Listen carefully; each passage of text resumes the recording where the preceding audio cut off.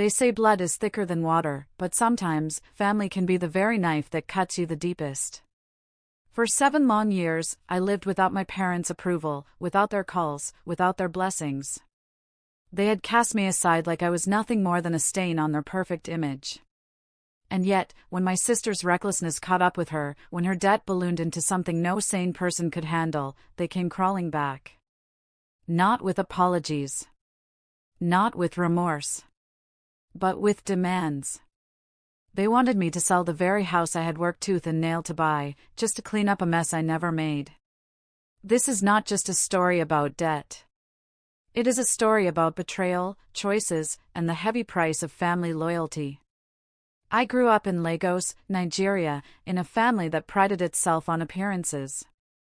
My father was a respected banker, my mother a schoolteacher, and together, they carried themselves like royalty in our community. And then there was my sister, Amara, the golden child. Beautiful, charming, quick-witted. Everyone adored her. And me? I was the shadow. I was the one who never seemed to shine bright enough under their critical eyes. But I wasn't lazy. I wasn't reckless. I worked. I studied. I pushed myself to prove that I was worth something. 7 years ago, I made a choice that altered everything. I refused to take part in the marriage arrangement my parents had forced on me. The man they chose was wealthy, older, and already had 2 wives. I wanted more than that. I wanted freedom, education, a life built by my own hands, not by theirs. So I walked away. That day, my father looked me dead in the eye and said, "You are no longer our daughter." My mother cried, but she did not stop him. Amara stood in the corner, smirking like she had finally won the throne once and for all. I was cut off, completely. No calls, no visits, no help. I left with nothing but the clothes on my back and the fire in my chest to prove them wrong.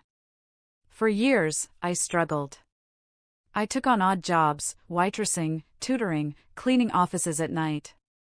I scraped together enough to pay for my education. Slowly, painfully, I climbed.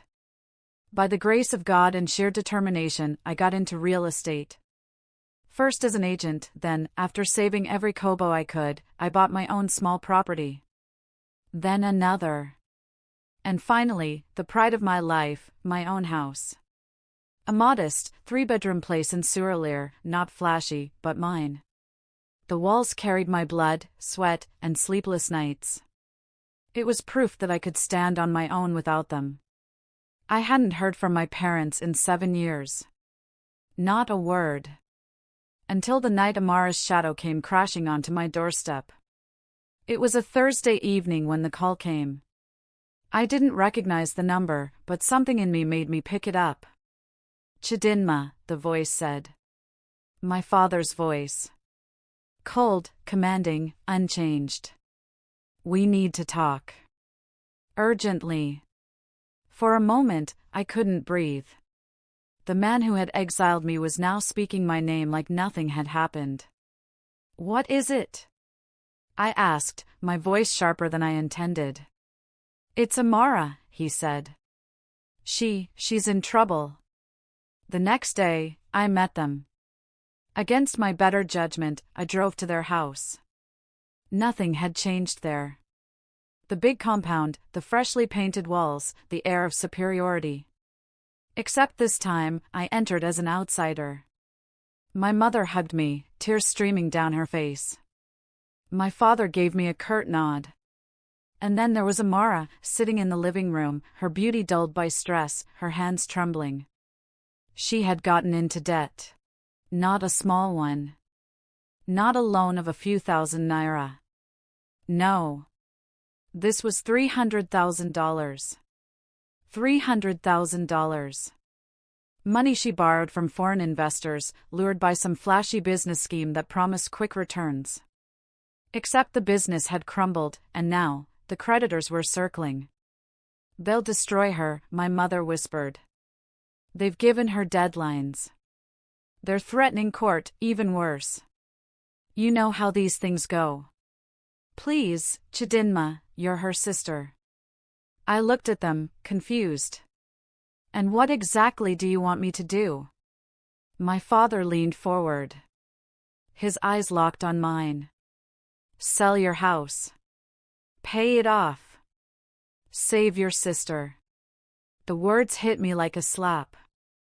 I laughed. Bitterly. My house? The house I built without a single kobo from you? The house I nearly broke my back to buy? And you want me to throw it away because she was reckless? You're her sister, my mother pleaded. Family must help family. I stared at Amara. She couldn't even meet my eyes. Her arrogance was gone, but there was no apology, no acknowledgement of how they had treated me. Just silence. I felt anger rising like fire in my chest. For 7 years, they didn't call when I was hungry. They didn't visit when I was sleeping on a friend's couch. They didn't check when I was working double shifts to pay for school. They erased me. But now, suddenly, I was their daughter again, because they needed me. The room was tense, suffocating. My father's jaw tightened. Don't be selfish, he snapped. What use is a house compared to your sister's life? If you let her fall, her blood will be on your hands. Selfish. The word echoed. The same word they had used when I refused the arranged marriage. I stood up. My hands were shaking, but my voice was steady. You cut me out. Remember? You told me I was no longer your daughter. You chose her. And now, you want me to sacrifice everything I built because of her mistakes? Chidinma, my mother tried again, but I shook my head. No. I won't do it. I walked out. But here's the thing, walking away didn't silence the storm inside me. That night, I couldn't sleep. My mind kept replaying it all. My father's cold stare. My mother's tears.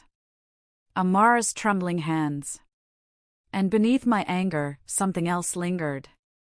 Guilt. Because as much as I hated them, as much as I wanted to slam the door forever, Amara was still my sister. Flesh and blood. What if something truly terrible happened to her? Could I live with that? The next morning, I received a message.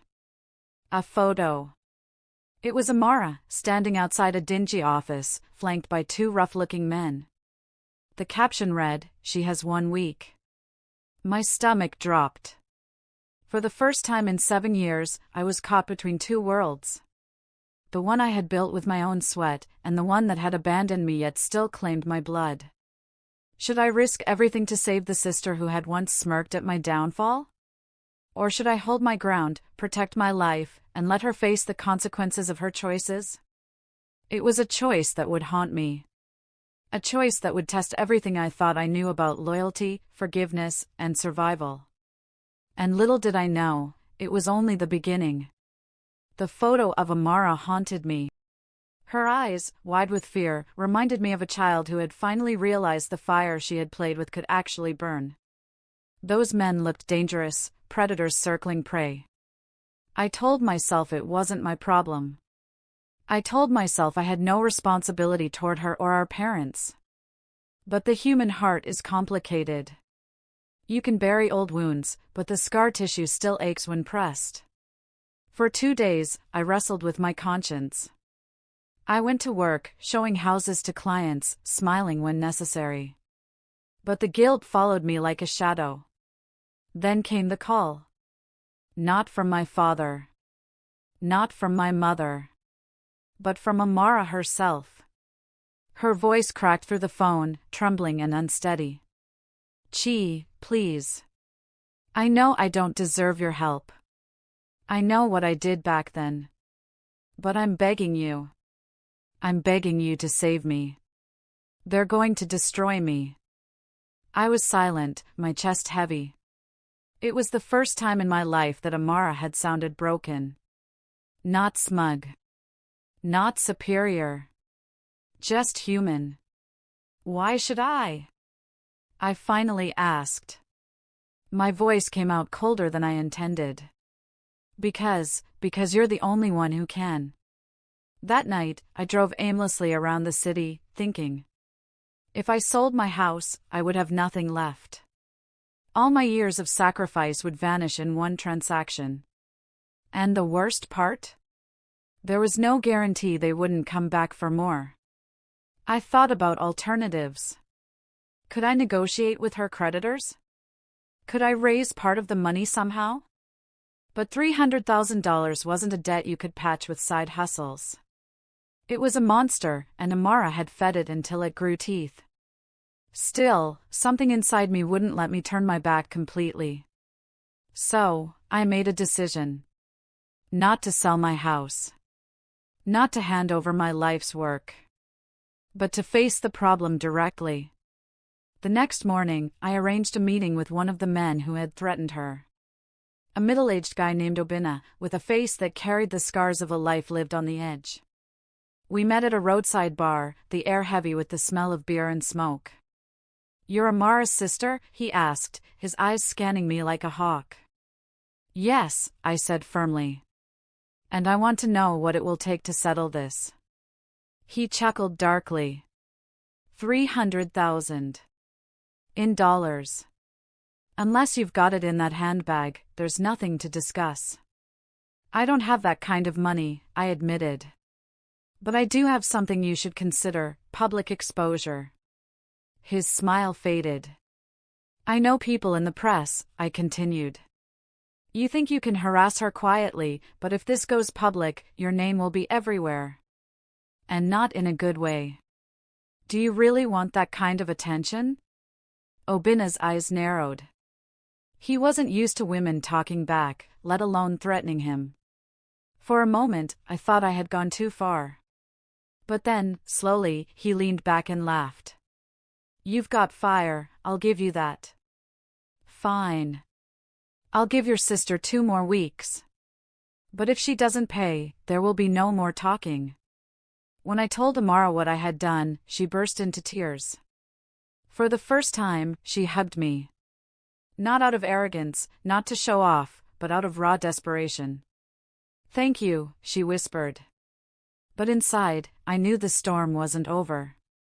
2 weeks was nothing. And the bigger question remained: would I really risk my future to save someone who had never lifted a finger for me? The 2 weeks I bought for Amara passed like sand slipping through my fingers. Each day, she grew more restless, more broken. She stopped eating, stopped sleeping. Our parents kept calling, urging me to do the right thing, their voices dripping with expectation but never remorse. I knew what they wanted. They wanted me to cave. To sell the one thing in this world that was truly mine, so Amara could walk free. But I also knew something else: if I gave in, my life would return to chains. Not chains of debt, but chains of control. I had broken free 7 years ago. I couldn't walk back into that prison, no matter how desperate they were. So, I did something none of them expected. I sat Amara down and told her the truth no one else had the courage to say. "Amara," I began, "I can't save you. Not like that. You have to face this. You have to learn that choices come with consequences." Her eyes widened, filling with tears. "But they'll kill me." "No," I said firmly, though fear gripped my heart. "They'll scare you. They'll push you. But if you stand up, if you negotiate, if you show them you're not weak, you can come out of this alive. But it has to be you. Not me. Not Baba. Not Mama. You." She shook her head violently, but I pressed on. "All my life, you've been shielded. Every mistake you made, they covered it up. Every bad decision, they excused it. And look where it has led. You're drowning in debt while they ask me to throw away everything I built just to keep you afloat. But I won't. Because if I do, you'll never learn to swim." For a long moment, the room was silent except for her sobs. Then, something shifted. She wiped her face, sat straighter, and whispered, "So what do I do?" Over the next week, I guided her. I connected her with lawyers who specialized in debt restructuring. I introduced her to people who had crawled out of similar messes, teaching her that negotiation was power. I stood by her, not as her savior, but as her mirror, forcing her to face the damage she had caused. It wasn't easy. There were nights she almost gave up. Days she cursed me for not handing her an escape. But slowly, she started taking responsibility. She sold her luxury car, liquidated her jewelry, and even worked out a long-term payment plan. It didn't erase everything, but it kept her alive. Our parents, of course, hated me for it. To them, I was still selfish, still the disobedient daughter. But for the first time, Amara began to see me differently. One evening, as we sat in my living room, she said quietly, "Chi, if you had given them what they wanted, I would never have changed. I would have ruined myself again. Thank you for not rescuing me." Her words pierced me deeper than any apology could. In the end, I kept my house. Amara kept her life. But more importantly, she learned that family isn't about blind sacrifice, it's about truth, even when it hurts. My parents? They never forgave me. They still see me as the stubborn one who broke the family order. But for once, I no longer cared. Because I realized something powerful: sometimes, protecting yourself is protecting your family. Sometimes, saying no is the most loving answer of all. And maybe that's the moral we all need to hear. Love is not measured by how much you give up for others. It's measured by how much you help them grow, even if it means standing against the very people you call blood.